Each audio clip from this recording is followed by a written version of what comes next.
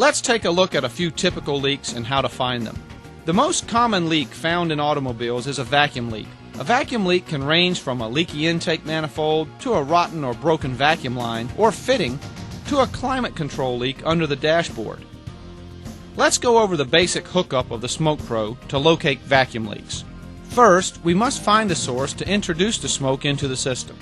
A good choice is the brake booster vacuum supply line because every car has one, and it doesn't disturb anything else in the system. We must also seal the intake so that smoke cannot escape back through the open intake path. The yellow cap plugs provided will seal most applications. In the event that the intake is troublesome to seal, a piece of saran wrap or a latex glove and a rubber band will do the job in most cases. A quick tip to seal the intake is to cover the sealing surface of the air filter with plastic wrap and reinstall the air filter. This method will not seal airtight, but is sufficient to create a positive pressure within the car's intake system. Don't forget to remove the plastic wrap after the test. Another good choice is the air inlet tube.